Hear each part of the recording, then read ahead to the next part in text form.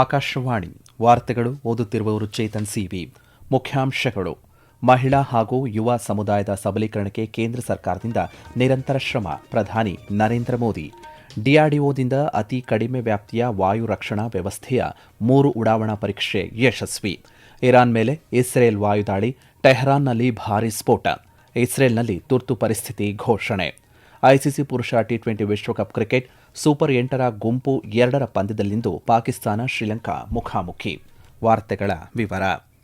ಪ್ರಧಾನಿ ನರೇಂದ್ರ ಮೋದಿ ಅವರಿಂದು ರಾಜಸ್ಥಾನದ ಅಜ್ಮೀರ್ನಲ್ಲಿ 14 ವರ್ಷ ವಯಸ್ಸಿನ ಬಾಲಕಿಯರಿಗಾಗಿ ರಾಷ್ಟ್ರವ್ಯಾಪಿ ಹ್ಯೂಮನ್ ಪ್ಯಾಪಿಲೋಮಾ ವೈರಸ್ HPV ಲಸಿಕಾ ಕಾರ್ಯಕ್ರಮಕ್ಕೆ ಚಾಲನೆಯನ್ನು ನೀಡಿದರು. ಈ ಲಸಿಕಾ ಅಭಿಯಾನ ದೇಶದ ಸಾರ್ವಜನಿಕ ಆರೋಗ್ಯ ಪಯಣದಲ್ಲಿ ನಿರ್ಣಾಯಕ ಹೆಜ್ಜೆಯಾಗಿದ್ದು, ಮಹಿಳಾ ಆರೋಗ್ಯ ರಕ್ಷಣೆಯಲ್ಲಿ ತಡೆಗಟ್ಟುವಿಕೆ ಮತ್ತು ರಕ್ಷಣೆ ಖಚಿತಪಡಿಸಿಕೊಳ್ಳುವ ಸ್ವಸ್ಥ ನಾರಿಯ ದೃಷ್ಟಿಕೋನವನ್ನು ಮುನ್ನಡೆಸುವ ಸರ್ಕಾರದ ಬದ್ಧತೆಯನ್ನು ಪೂರೈಸುತ್ತದೆ. ಈ ಕಾರ್ಯಕ್ರಮ ಎಲ್ಲ ರಾಜ್ಯಗಳು ಮತ್ತು ಕೇಂದ್ರಾಡಳಿತ ಪ್ರದೇಶಗಳಲ್ಲಿ ಪ್ರತಿ ವರ್ಷ 14 ವರ್ಷ ವಯಸ್ಸಿನ ಸುಮಾರು 1.15 ಕೋಟಿ ಬಾಲಕಿಯರಿಗೆ ಪ್ರಯೋಜನಕಾರಿಯಾಗಲು ರೂಪಿಸಲಾಗಿದೆ. ಲಸಿಕೆಯನ್ನು ನಿರ್ದಿಷ್ಟ ಸರ್ಕಾರಿ ಆರೋಗ್ಯ ಸೌಲಭ್ಯಗಳಲ್ಲಿ ಉಚಿತವಾಗಿ ನೀಡಲಾಗುತ್ತದೆ. ಆಯುಷ್ಮಾನ್ ಆರೋಗ್ಯ ಮಂದಿರಗಳು, ಸಮುದಾಯ ಆರೋಗ್ಯ ಕೇಂದ್ರಗಳು, ಉಪ ಜಿಲ್ಲಾ ಮತ್ತು ಜಿಲ್ಲಾ ಆಸ್ಪತ್ರೆಗಳು ಹಾಗೂ ಸರ್ಕಾರಿ ವೈದ್ಯಕೀಯ ಕಾಲೇಜುಗಳು ಹಾಗೆ ಆಸ್ಪತ್ರೆಗಳಲ್ಲಿ ಲಸಿಕೆಯನ್ನು ನೀಡಲಾಗುತ್ತದೆ. ಲಸಿಕೆಯನ್ನು ಪಡೆಯುವುದು ಸಂಪೂರ್ಣ ಸ್ವಯಂ ಪ್ರೇರಿತವಾಗಿದ್ದು, ಅದರ ನೀಡುವಿಕೆಗೂ ಮುನ್ನ ಪೋಷಕರಿಂದ ಒಪ್ಪಿಗೆಯನ್ನು ಪಡೆಯಲಾಗುತ್ತದೆ. ದೇಶದಾದ್ಯಂತ 14 ವರ್ಷ ವಯಸ್ಸಿನ ಬಾಲಕಿಯರಿಗೆ ಉಚಿತ HPV ಲಸಿಕೆ ಒದಗಿಸುವ ಕೇಂದ್ರ ಸರ್ಕಾರದ ನಿರ್ಧಾರವನ್ನು ಭಾರತೀಯ ವೈದ್ಯಕೀಯ ಸಂಸ್ಥೆ IMA ಶ್ಲಾಘಿಸಿದೆ. ಅಜ್ಮೇರ್ನಲ್ಲಿ ಲಸಿಕಾ ಅಭಿಯಾನಕ್ಕೆ ಚಾಲನೆ ನೀಡಿದ ಬಳಿಕ ನಡೆದಂತಹ ಸಾರ್ವಜನಿಕ ಸಭಾ ಕಾರ್ಯಕ್ರಮದಲ್ಲಿ ಪ್ರಧಾನಿ ನರೇಂದ್ರ ಮೋದಿಯವರು 16,680 ಕೋಟಿ ರೂಪಾಯಿಗೂ ಅಧಿಕ ಮೌಲ್ಯದ ವಿವಿಧ ಅಭಿವೃದ್ಧಿ ಯೋಜನೆಗಳ ಘೋಷಣೆ, ಉದ್ಘಾಟನೆ ಮತ್ತು ಶಂಕುಸ್ಥಾಪನೆಯನ್ನು ನೆರವೇರಿಸಿದರು. ಈ ಯೋಜನೆಗಳು ನಗರಾಭಿವೃದ್ಧಿ, ಕುಡಿಯುವ ನೀರು ಪೂರೈಕೆ, ರಸ್ತೆ, ನೀರಾವರಿ, ಇಂಧನ ಮತ್ತು ಕೈಗಾರಿಕಾ ಮೂಲಸೌಕರ್ಯ ವಲಯಗಳಿಗೆ ಸಂಬಂಧಪಟ್ಟದ್ದಾಗಿವೆ. ಕಾರ್ಯಕ್ರಮವನ್ನು ಉದ್ದೇಶಿಸಿ ಮಾತನಾಡಿದ ಪ್ರಧಾನಿ ನರೇಂದ್ರ ಮೋದಿಯವರು, ಕೇಂದ್ರ ಸರ್ಕಾರ ಹಾಗೂ ರಾಜಸ್ಥಾನದ ರಾಜ್ಯ ಸರ್ಕಾರ ಯುವ ಜನರ ಸಬಲೀಕರಣಕ್ಕಾಗಿ ನಿರಂತರವಾಗಿ ಶ್ರಮಿಸುತ್ತಿದೆ. ಈಗ ರಾಜಸ್ಥಾನದಲ್ಲಿ ಪ್ರಶ್ನೆ ಪತ್ರಿಕೆ ಸೋರಿಕೆಯನ್ನು ತಡೆಹಿಡಿಯಲಾಗಿದೆ ಹಾಗೂ ತಪ್ಪಿತಸ್ಥರ ವಿರುದ್ಧ ಕಠಿಣ ಕ್ರಮ ಕೈಗೊಳ್ಳಲಾಗುತ್ತಿದೆ ಎಂದು ಹೇಳಿದ್ದಾರೆ. ಒಂದು ಕುಟುಂಬದಲ್ಲಿ ತಾಯಿ ಆರೋಗ್ಯವಂತಳಾಗಿದ್ದರೆ ಆ ಕುಟುಂಬ ಎದುರಿಸುವಂತಹ ಎಲ್ಲಾ ಸಮಸ್ಯೆಗಳನ್ನು ನಿಭಾಯಿಸುವ ಸಾಮರ್ಥ್ಯವನ್ನು ಹೊಂದಿರುತ್ತದೆ. ಇದೇ ಭಾವದೊಂದಿಗೆ ಕೇಂದ್ರ ಸರ್ಕಾರ ಮಹಿಳಾ ಸಬಲೀಕರಣದ ಧ್ಯೇಯದ ಹಲವು ಯೋಜನೆಗಳನ್ನು ಜಾರಿಗೆ ತಂದಿದೆ ಎಂದು ಅವರು ಹೇಳಿದ್ದಾರೆ. थोड़ी देर पहले यहाँ राजस्थान के विकास से जुड़ी करीब 17,000 करोड़ रुपए की परियोजनाओं का शिलान्यास और लोकार्पण हुआ है. सड़क, बिजली, पानी, स्वास्थ्य, शिक्षा, हर क्षेत्र में नई शक्ति जुड़ रही है. ये सारे प्रोजेक्ट्स राजस्थान की जनता की सुविधा बढ़ाएंगे और राजस्थान के युवाओं के लिए रोजगार के भी अवसर पैदा करेंगे. ಪ್ರಧಾನಿ ನರೇಂದ್ರ ಮೋದಿಯವರು ಇಂದು ಮಧ್ಯಾಹ್ನ ಗುಜರಾತ್ಗೆ ಭೇಟಿಯನ್ನು ನೀಡಲಿದ್ದಾರೆ. ಈ ವೇಳೆ ಅವರು ಸಾನಂದ್ನಲ್ಲಿ ಮೈಕ್ರಾನ್ ಟೆಕ್ನಾಲಜಿಯ ಅತ್ಯಾಧುನಿಕ ಸೆಮಿಕಂಡಕ್ಟರ್ ಜೋಡಣೆ ಪರೀಕ್ಷೆ ಮತ್ತು ಪ್ಯಾಕೇಜಿಂಗ್ ಘಟಕವನ್ನು ಉದ್ಘಾಟನೆ ಮಾಡಲಿದ್ದಾರೆ.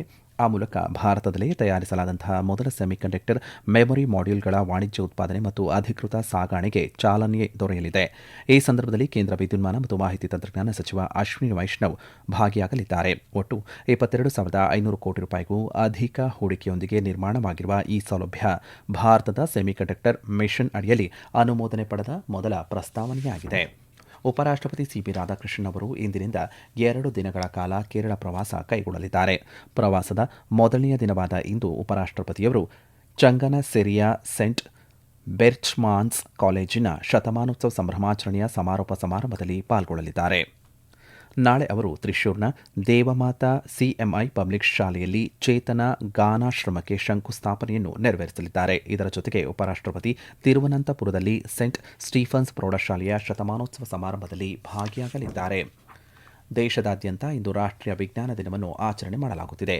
ಖ್ಯಾತ ಭೌತಶಾಸ್ತ್ರಜ್ಞ ಸರ್ ಸಿವಿ ರಾಮನ್ ಅವರು ರಾಮನ್ ಎಫೆಕ್ಟ್ ಅನ್ನು ಕಂಡುಹಿಡಿದ ನೆನಪಿಗಾಗಿ ಪ್ರತಿ ವರ್ಷ ಈ ದಿನವನ್ನು ಆಚರಣೆ ಮಾಡಲಾಗುತ್ತಿದೆ. ಈ ಆವಿಷ್ಕಾರಕ್ಕಾಗಿಯೇ ಸಿವಿ ರಾಮನ್ ಅವರಿಗೆ 1930ರಲ್ಲಿ ನೊಬೆಲ್ ಪ್ರಶಸ್ತಿ ಲಭಿಸಿತ್ತು. ರಾಷ್ಟ್ರೀಯ ವಿಜ್ಞಾನ ದಿನದ ಹಿನ್ನೆಲೆಯಲ್ಲಿ ಸಂದೇಶ ಹಂಚಿಕೊಂಡಿರುವಂತಹ ಪ್ರಧಾನಿ ನರೇಂದ್ರ ಮೋದಿಯವರು ಯುವಜನರ ಸಬಲೀಕರಣ, ಸಂಶೋಧನಾ ಪರಿಸರ ವ್ಯವಸ್ಥೆಯ ಬಲವರ್ಧನೆ ಹಾಗೂ ರಾಷ್ಟ್ರದ ಅಭಿವೃದ್ಧಿ ಮತ್ತು ಜಾಗತಿಕ ಕಲ್ಯಾಣಕ್ಕಾಗಿ ವಿಜ್ಞಾನ ಮತ್ತು ತಂತ್ರಜ್ಞಾನವನ್ನು ಬಳಸಿಕೊಳ್ಳುವ ಸಂಕಲ್ಪವನ್ನು ಪುನರುಚ್ಚರಿಸಿದ್ದಾರೆ. ಈ ದಿನ ದೇಶದ ಜನತೆ ಸಂಶೋಧನೆ, ನಾವೀನ್ಯತೆ ಮತ್ತು ವೈಜ್ಞಾನಿಕ ಕುತೂಹಲದ ಮನೋಭಾವವನ್ನು ಸಂಭ್ರಮಿಸುತ್ತಿದೆ. ಇದು ಜಾಗತಿಕ ಭೂಪಟದಲ್ಲಿ ಭಾರತದ ಸ್ಥಾನಮಾನವನ್ನು ಎತ್ತರಕ್ಕೆ ಕೊಂಡೊಯ್ದ ರಾಮನ್ ಎಫೆಕ್ಟ್ ಆವಿಷ್ಕಾರದ ದಿನವಾಗಿದೆ ಎಂದು ಅವರು ಹೇಳಿದ್ದಾರೆ. ತಮ್ಮ ಸಂದೇಶದಲ್ಲಿ ಕೇಂದ್ರ ಗೃಹ ಸಚಿವ ಅಮಿತ್ ಶಾ ದೇಶದ ಸಮಸ್ತ ವಿಜ್ಞಾನಿಗಳು ಮತ್ತು ಸಂಶೋಧಕರಿಗೆ ರಾಷ್ಟ್ರೀಯ ವಿಜ್ಞಾನ ದಿನದ ಶುಭಾಶಯಗಳನ್ನು ಕೋರಿದ್ದಾರೆ. ಅವರ ನಿರಂತರ ಅನ್ವೇಷಣೆ ದೇಶದ ಮುಂದಿನ ಹಾದಿಗೆ ದಾರಿದೀಪವಾಗುತ್ತದೆ ಎಂದು ಅವರು ಹೇಳಿದ್ದಾರೆ. ಈ ವಾರ್ತೆಯನ್ನು ಆಕಾಶವಾಣಿಯಿಂದ ಕೇಳುತ್ತಿದ್ದೀರಿ.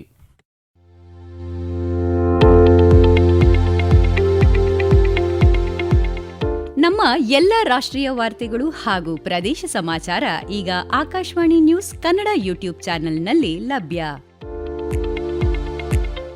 ನಮ್ಮ ಎಕ್ಸ್ ಖಾತೆ ಮತ್ತು ಇನ್ಸ್ಟಾಗ್ರಾಂ ಖಾತೆ ಆಕಾಶವಾಣಿ ನ್ಯೂಸ್ ಕನ್ನಡ. ಹೆಚ್ಚಿನ ಮಾಹಿತಿಗಾಗಿ ನಮ್ಮ ಫೇಸ್ಬುಕ್ ಖಾತೆ ಆಕಾಶವಾಣಿ ವಾರ್ತೆ ಕನ್ನಡವನ್ನು ಅನುಸರಿಸಿ. ಮಾಹಿತಿಗಳ ಹೂರಣ, ವಾರದ ಕಾರ್ಯಕ್ರಮ, ಪ್ರಚಲಿತ ವಿದ್ಯಮಾನ ಪ್ರತಿ ಬುಧವಾರ ರಾತ್ರಿ 9:15 ಒಡಿಶಾ ಕರಾವಳಿಯ ಚಂಡೀಪುರದಲ್ಲಿರುವಂತಹ ಸಮಗ್ರ ಪರೀಕ್ಷಾ ಕೇಂದ್ರದಿಂದ ಅತಿ ಕಡಿಮೆ ವ್ಯಾಪ್ತಿಯ ವಾಯು ರಕ್ಷಣಾ ವ್ಯವಸ್ಥೆಯ 3 ಉಡಾವಣಾ ಪರೀಕ್ಷೆಗಳನ್ನು ರಕ್ಷಣಾ ಸಂಶೋಧನಾ ಮತ್ತು ಅಭಿವೃದ್ಧಿ ಸಂಸ್ಥೆ ಡಿಆರ್ಡಿಒ ಯಶಸ್ವಿಯಾಗಿ ನಡೆಸಿದೆ.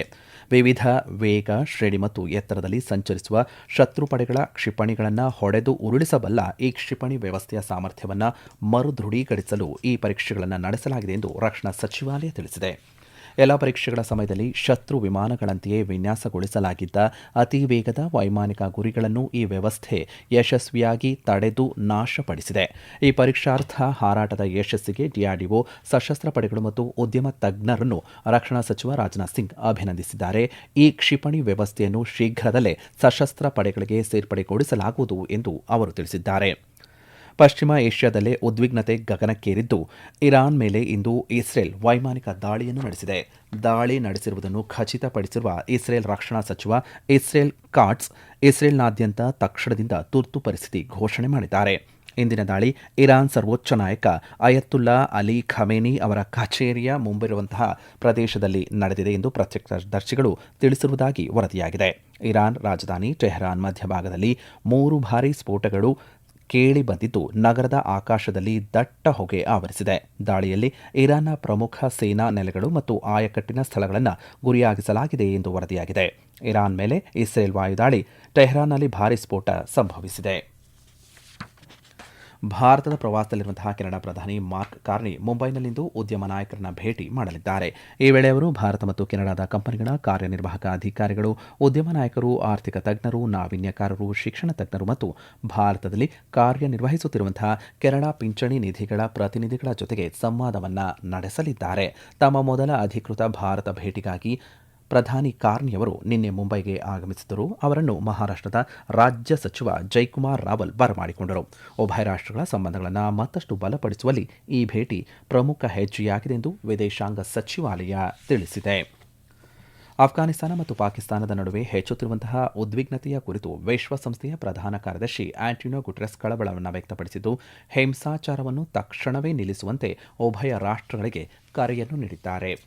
ಪಲೆಕೆಲೆ ಕ್ರಿಕೆಟ್ ಕ್ರೀಡಾಂಗಣದಲ್ಲಿ ನಡೆಯಲಿರುವಂತಹ ಐಸಿಸಿ ಪುರುಷರ ಟಿ20 ವಿಶ್ವಕಪ್ ಕ್ರಿಕೆಟ್ನ ಸೂಪರ್ 8ರ ಹಂತದ ಗುಂಪು 2ರ ಪಂದ್ಯದಲ್ಲಿ ಶ್ರೀಲಂಕಾ ಹಾಗೂ ಪಾಕಿಸ್ತಾನ ತಂಡಗಳು ಮುಖಾಮುಖಿಯಾಗಲಿವೆ. ಪಂದ್ಯ ರಾತ್ರಿ 7 ಗಂಟೆಗೆ ಆರಂಭವಾಗಲಿದೆ. ಕೊಲಂಬೋದ ಆರ್ ಪ್ರೇಮದಾಸ್ ಕ್ರೀಡಾಂಗಣದಲ್ಲಿ ಕಳೆದ ರಾತ್ರಿ ನಡೆದಂತಹ ಗುಂಪು 2ರ ಪಂದ್ಯದಲ್ಲಿ ನ್ಯೂಜಿಲೆಂಡ್ ತಂಡವನ್ನು ಇಂಗ್ಲೆಂಡ್ ತಂಡ 4 ವಿಕೆಟ್ಗಳಿಂದ ಪರಾಭವಗೊಳಿಸಿ ಸೆಮಿಫೈನಲ್ನಲ್ಲಿ ತನ್ನ ಸ್ಥಾನವನ್ನು ಭದ್ರಪಡಿಸಿಕೊಂಡಿದೆ. ಕರ್ನಾಟಕದ ಹುಬ್ಬಳ್ಳಿಯಲ್ಲಿ ನಡೆಯುತ್ತಿರುವಂತಹ ರಣಜಿ ಟ್ರೋಫಿ ಫೈನಲ್ ಪಂದ್ಯದ 5ನೇ ದಿನದಾಟದಲ್ಲಿಂದು ಕರ್ನಾಟಕ ವಿರುದ್ಧ ಜಮ್ಮು ಕಾಶ್ಮೀರ ತನ್ನ 2ನೇ ಇನ್ನಿಂಗ್ಸ್ ಅನ್ನು ಮುಂದುವರೆಸಿದ್ದು, ಇತ್ತೀಚಿನ ವರದಿಯ ಪ್ರಕಾರ 4 ವಿಕೆಟ್ ನಷ್ಟಕ್ಕೆ 287 ರನ್ ಗಳಿಸಿ ಆಟ ಆಡುತ್ತಲಿದೆ. ಪ್ರಸ್ತುತ ಜಮ್ಮು ಕಾಶ್ಮೀರ 578 ರನ್ಗಳ ಮುನ್ನಡೆಯಲಿದೆ. ಕೊನೆಯಲ್ಲಿ ಮತ್ತೊಮ್ಮೆ ಮುಖ್ಯಾಂಶಗಳು. ಮಹಿಳಾ ಹಾಗೂ ಯುವ ಸಮುದಾಯದ ಸಬಲೀಕರಣಕ್ಕೆ ಕೇಂದ್ರ ಸರ್ಕಾರದಿಂದ ನಿರಂತರ ಶ್ರಮ ಪ್ರಧಾನಿ ನರೇಂದ್ರ ಮೋದಿ. ಡಿಆರ್ಡಿಒದಿಂದ ಅತಿ ಕಡಿಮೆ ವ್ಯಾಪ್ತಿಯ ವಾಯು ರಕ್ಷಣಾ ವ್ಯವಸ್ಥೆಯ 3 ಉಡಾವಣಾ ಪರೀಕ್ಷೆ ಯಶಸ್ವಿ. ಇರಾನ್ ಮೇಲೆ ಇಸ್ರೇಲ್ ವಾಯುದಾಳಿ, ಟೆಹರಾನ್ನಲ್ಲಿ ಭಾರೀ ಸ್ಫೋಟ, ಇಸ್ರೇಲ್ನಲ್ಲಿ ತುರ್ತು ಪರಿಸ್ಥಿತಿ ಘೋಷಣೆ. ಐಸಿಸಿ ಪುರುಷರ ಟಿ20 ವಿಶ್ವಕಪ್ ಕ್ರಿಕೆಟ್ ಸೂಪರ್ 8ರ ಗುಂಪು 2ರ ಪಂದ್ಯದಲ್ಲಿಂದು ಪಾಕಿಸ್ತಾನ ಶ್ರೀಲಂಕಾ ಮುಖಾಮುಖಿ. ಇಲ್ಲಿಗೆ ವಾರ್ತಾ ಪ್ರಸಾರ ಮುಕ್ತಾಯವಾಯಿತು. ನಮ್ಮ ಮುಂದಿನ ವಾರ್ತಾ ಪ್ರಸಾರ ಮಧ್ಯಾಹ್ನ 2:30 ನಿಮಿಷಕ್ಕೆ.